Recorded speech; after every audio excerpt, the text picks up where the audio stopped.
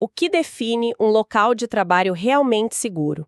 A gente pensa logo em capacete, placa de aviso, mas e o que não se vê? Quais são, assim, as regras do jogo que protegem quem emprega e quem executa o trabalho no dia a dia? Hoje, a gente vai direto na fonte da resposta para essas perguntas aqui no Brasil. E a fonte nesse caso é uma só, a norma regulamentadora número 01, a famosa NR01. Exato. E a gente vai tratar a NR1 como ela realmente é, a norma-mãe da segurança e saúde no trabalho no país. É tipo a Constituição sobre a qual todas as outras 30 e poucas normas se apoiam. Para essa nossa conversa, nós mergulhamos no texto oficial da norma, incluindo, claro, as atualizações mais recentes, algumas que entram em vigor agora em 2025 e até em 2026. E nosso objetivo é entender não só o que está escrito, mas o que mudou. Vamos desvendar o que são os direitos e deveres de cada um e, principalmente, aquele conceito que virou o jogo da prevenção no Brasil, o gerenciamento de riscos ocupacionais, o GRO. E a sua ferramenta prática, o PGR. O Programa de Gerenciamento de Riscos, exatamente. Ok, vamos desempacotar isso. Mas antes de entrar nos detalhes, por que essa norma é tão, transformadora? O que ela mudou na prática? Olha, o que é fascinante aqui é que a NR1 representa uma mudança completa de paradigma. Ela nos tira de uma abordagem que era historicamente reativa. Reativa como? Ou seja, a gente agia e punia principalmente depois que o acidente acontecia. Agora a lógica é outra. A norma nos empurra para uma abordagem proativa, de gestão contínua. É a espinha dorsal para se construir uma verdadeira cultura de prevenção.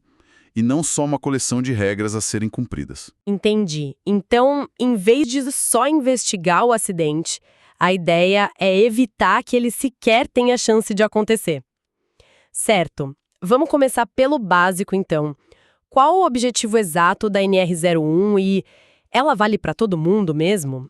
A gente tende a pensar em indústria, em fábrica. Essa é a primeira surpresa.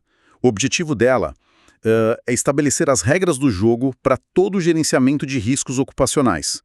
E o campo de aplicação é gigantesco. Gigantesco tipo? A norma vale para todo empregador e empregado, seja urbano ou rural. E isso inclui organizações privadas, claro, mas também órgãos públicos que contratam pela CLT. Ah, então. De uma startup de tecnologia a uma fazenda no interior, passando por um escritório da administração pública. Se tem relação de emprego via CLT, a NR01 está lá. Nossa, isso é muito mais amplo do que aquela imagem do operário de macacão que vem à cabeça. E se a minha cidade tem uma lei de construção específica, ou se o sindicato da minha categoria tem um acordo sobre segurança, a NR01 passa por cima de tudo? Ótima pergunta. Não, ela não passe por cima. A norma se soma. Ela cria um piso de segurança nacional. Um piso? Se o município tem um código de obras mais rigoroso ou se um acordo coletivo conquistou uma cláusula de segurança mais protetiva, ótimo. O que vale é sempre a regra mais vantajosa para a segurança do trabalhador. A NR01 garante o mínimo, o essencial, para todos. Faz sentido. É uma camada de proteção que se integra com o que já existe. E quem é o xerife dessa história? Quem fiscaliza se tudo isso está sendo cumprido? A responsabilidade nacional é da Secretaria de Trabalho por meio da Subsecretaria de Inspeção do Trabalho. São eles que formulam as diretrizes, promovem campanhas, como a famosa CAMPAT. A Campanha Nacional de Prevenção de Acidentes. Essa mesma. E coordenam a fiscalização. Na ponta, quem vai a campo, quem verifica se as regras estão sendo seguidas, são os auditores fiscais do trabalho. Ok, então a estrutura está montada. Agora vamos para a parte que afeta o dia a dia de todo mundo, as obrigações. O que a norma exige concretamente do empregador? A lista é longa, mas a gente pode focar no principal. A primeira obrigação, claro, é cumprir e fazer cumprir as normas. Mas o ponto-chave é a transparência. Transparência. O empregador precisa informar os trabalhadores sobre todos os riscos a que eles estão expostos, quais medidas de prevenção foram adotadas e até os resultados dos exames médicos. A ideia é que ninguém trabalhe no escuro, sabe? Sem saber os perigos que está sujeito. E sobre as medidas de prevenção, tem um ponto que eu acho que é contraintuitivo para muita gente. Não é só sair distribuindo equipamento de proteção, né? Existe uma ordem de prioridade, uma hierarquia. Exatamente. E essa hierarquia é o coração da prevenção eficaz. Muita gente pensa que segurança é dar um capacete ou um par de luvas. Mas, pela norma, o equipamento de proteção individual, o EPI, é a última opção, a última barreira. Peraí, por que a última? Parece a primeira coisa a se fazer? Porque o EPI depende 100% do comportamento humano. A pessoa pode esquecer de usar, pode usar errado, o equipamento pode falhar. A prioridade número 1 é sempre a eliminação do risco. Eliminar. Por exemplo, substituir um produto químico tóxico por um que não faz mal. Se não dá para eliminar, a segunda opção são as medidas de proteção coletiva. Tipo, Em vez de dar uma máscara para cada um, instalar um sistema de exaustão que limpa o ar para todo mundo no ambiente. Só depois vêm as medidas administrativas, como rodízio de função. E só lá no fim da fila, quando nada disso foi suficiente, é que entra o EPI. nossa, isso muda tudo. A melhor proteção é aquela que não depende da minha memória para funcionar. É a que já está no ambiente. E falando em ambiente, a norma foi atualizada recentemente para incluir um tipo de risco que não é físico, certo? Sobre assédio. Sim, e foi uma atualização crucial, que amplia muito o conceito de ambiente seguro. As empresas que são obrigadas a ter uma CIPA, que agora se chama Comissão Interna de Prevenção de Acidentes e de Assédio, Mudou o nome. mudou o nome e as obrigações. Elas precisam criar regras de conduta claras contra o assédio sexual e outras formas de violência, ter canais de denúncia que garantam o anonimato e, pelo menos uma vez por ano, capacitar todos os funcionários de todos os níveis sobre o tema. Uau! A segurança deixou de ser só sobre a máquina e passou a ser também sobre as pessoas e a saúde mental no trabalho. Ok, então a responsabilidade do empregador é enorme e bem detalhada. Mas essa cultura de prevenção não se constrói de um lado só, imagino. O que a norma espera de quem está na linha de frente, do próprio trabalhador? É uma via de mão dupla, sem dúvida. O trabalhador tem deveres claros: seguir as regras de segurança, usar o EPI que foi fornecido da maneira correta e, o mais importante, colaborar com a empresa na aplicação das normas. Colaborar. Sim, a segurança não é algo que a empresa dá de presente. É algo que se constrói em conjunto, com a participação ativa de todos. E se um trabalhador se recusa? Digamos, um operário que insiste em não usar o cinto de segurança para trabalho em altura. O que acontece? A norma é bem dura quanto a isso. Se o trabalhador se recusa a seguir as regras sem um bom motivo, isso é formalmente considerado um ato faltoso. Ato faltoso. E na prática? Na prática, pode levar a sanções disciplinares, advertência, suspensão e, em casos de reincidência ou de risco muito alto, até uma demissão por justa causa. Pesado. Mas existe o contrário, uma situação em que o trabalhador pode legalmente se recusar a trabalhar. Sim, e este é um dos direitos mais poderosos que a norma garante. É o chamado direito de recusa. Direito de recusa. Se um trabalhador percebe uma situação que ele considera, com boa razão, de risco grave e iminente para sua vida ou saúde, ele pode parar o trabalho. A única condição é comunicar imediatamente ao seu chefe. E ele não pode ser punido por isso? De forma alguma. A norma o protege totalmente. O empregador não pode exigir que ele volte ao trabalho enquanto o problema não for resolvido. E, mais importante, o trabalhador não pode sofrer nenhuma punição por ter exercido esse direito. Isso salva vidas, imagino. Com certeza. Já houve casos de operadores de guindaste que se recusaram a içar uma carga com um vento forte, contrariando a pressão da chefia. Exercer esse direito evitou uma tragédia. Isso é um exemplo perfeito daquela mudança de paradigma que você mencionou. O poder não está só na mão de quem fiscaliza, mas também na mão de quem está executando o trabalho. Exatamente. É a proatividade na prática. Certo. Com todas essas responsabilidades de ambos os lados, como uma empresa organiza isso tudo? Parece que precisa de um sistema, um mapa para fazer a coisa funcionar. É aí que entram aquelas siglas, GRO e PGR. É exatamente aí. Pensa no GRO, o Gerenciamento de Riscos Ocupacionais, como a filosofia, a estratégia geral de segurança da empresa. É o processo contínuo de identificar perigos, avaliar riscos e propor controles. E o PGR? E o PGR, o Programa de Gerenciamento de Riscos, é a materialização disso. É o plano de voo documentado. O GRO é o quê, o PGR é o como. Ok, então se a gente pensar numa viagem de carro, o GRO é a decisão de vamos dirigir com segurança. Perfeito. O PGR são os documentos que provam como vamos fazer isso. E do que é feito esse PGR? Mas sua forma mais simples, o PGR tem 2 documentos essenciais: o inventário de riscos e o plano de ação. Inventário de riscos e plano de ação. Vamos lá. O inventário seria o quê? A lista de tudo que pode dar errado. Mais ou menos isso. É um mapa completo dos perigos da empresa. Ele descreve os processos de trabalho, identifica cada perigo, mostra quem está exposto, quais medidas de proteção já existem Ah, tá.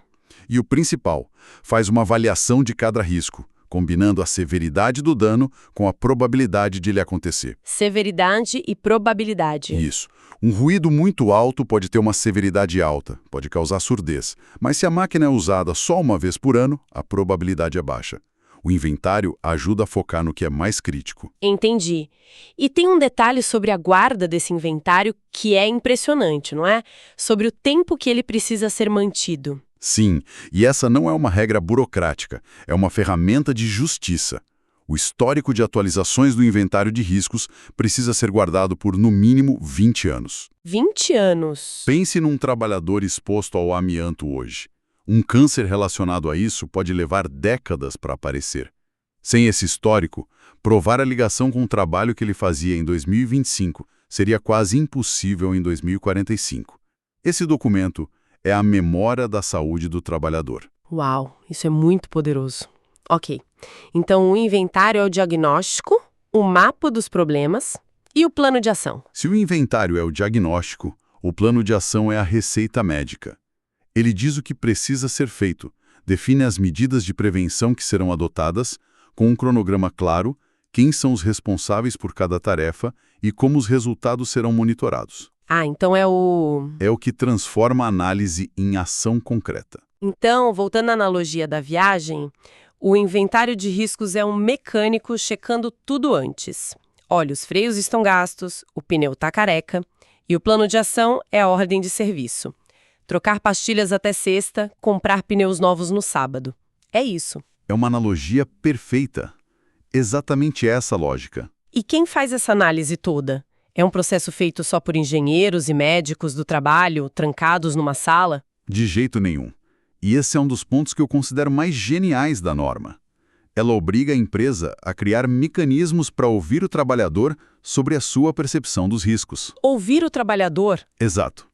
Não dá para um especialista definir o risco de uma máquina de dentro de um escritório. Ele tem que ir lá e perguntar para quem opera aquela máquina todo santo dia. E aí, o que te preocupa aqui? Onde você acha que mora o perigo? A norma reconhece que a experiência de quem está na linha de frente é valiosíssima. Isso democratiza o processo. E a gente sabe que a NR01 também se adapta aos novos tempos e às diferentes realidades das empresas, né? Ela não é um bloco de concreto inflexível. Sim, ela evoluiu bastante. A norma hoje permite, por exemplo, que todas as informações e documentos sejam digitais, desde que assinados com um certificado padrão ICP Brasil, que garante a validade jurídica. Acaba com a papelada. Exato. Isso acaba com muita burocracia. E a parte de treinamento, que é um pilar da segurança, também foi modernizada. Muito. A norma organiza os treinamentos em 3 tipos: o inicial, antes de começar a função, o periódico para reciclagem e o eventual. Eventual. Acontece depois de um acidente, uma mudança no processo ou quando alguém volta de um afastamento de mais de 180 dias. E o mais interessante é a flexibilidade. Ela permite aproveitar treinamentos feitos em outras empresas e abre as portas para o ensino à distância, o EAD. Desde que tenha qualidade, imagino. Claro, desde que se sigam regras bem rígidas com projeto pedagógico, tutoria e canais para tirar dúvidas. Ok. Agora vamos para um ponto que eu sei que gera muita dúvida, mas que é de enorme interesse. O tratamento diferenciado para os pequenos negócios. A NR01 exige a mesma coisa de uma multinacional e de um microempreendedor individual, o MEI. Felizmente não.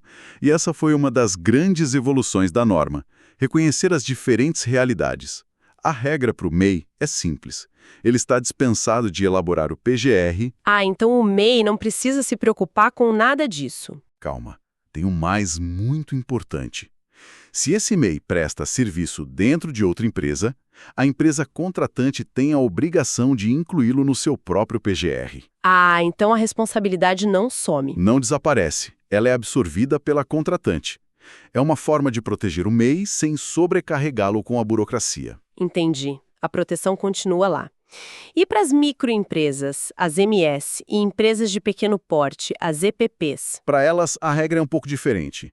Se a empresa for de grau de risco 1 ou 2, que são os mais baixos, e depois de fazer uma análise preliminar, ela concluir que não há exposição a agentes físicos, químicos ou biológicos, Se for um risco bem baixo. isso, ela pode fazer uma autodeclaração digital e também fica dispensada de ter o PGR completo.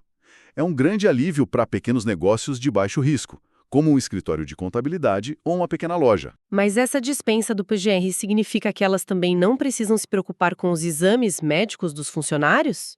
O exame de admissão, o periódico? Esse é o ponto mais crítico, e a resposta é um sonoro não. A dispensa de elaborar o programa de gerenciamento, seja o PGR ou o PCMS, que é o de saúde, não elimina a obrigação de cuidar da saúde do trabalhador. Ou seja, Realizar os exames admissionais, demissionais, periódicos e emitir o atestado de saúde ocupacional, o ASO, continua sendo obrigatório para todo mundo. Uma coisa é a dispensa do documento, do programa. Outra, bem diferente, é a obrigação de monitorar a saúde de quem trabalha com você. esclarecimento fundamental. Bom, acho que conseguimos cobrir os pontos principais. Se a gente fosse resumir essa nossa conversa, quais seriam os grandes destaques? Eu diria 4 coisas. Primeiro, a NR01 é a base, a estrutura mestra para toda a gestão de segurança e saúde no Brasil. Segundo, a responsabilidade é compartilhada. O empregador gerencia os riscos e o empregado colabora ativamente. Terceiro, a ferramenta central para fazer isso acontecer é o PGR, com seu diagnóstico, que é o inventário de riscos, e sua receita, que é o plano de ação. Exato. E por último, que a norma é inteligente e flexível, com regras diferentes para empresas de portes diferentes e aberta à tecnologia. E se eu pudesse sintetizar o maior valor da NR01 em uma frase seria: ela promove uma mentalidade de melhoria contínua. O PGR não é um documento que você faz uma vez e engaveta. Ele precisa ser revisado periodicamente, no mínimo a cada 2 anos ou sempre que algo mudar. Então a segurança vira parte da cultura? Exato. Ela vira parte do dia a dia da operação e não só um departamento isolado ou uma pilha de papéis. Perfeito. E para encerrar, fica uma reflexão que a própria norma nos provoca. A lei estabelece a obrigação de consultar os trabalhadores sobre a percepção dos riscos. A questão que fica é: no dia a dia, para além do que está no papel, como as organizações podem criar um ambiente de confiança onde a pessoa que de fato aperta o parafuso se sinta segura para dizer: olha, isso aqui é perigoso, sem medo de ser vista como reclamona ou sofrer represálias? E como garantir que essa percepção que vem do chão de fábrica seja realmente valorizada e transformada em ações concretas de prevenção?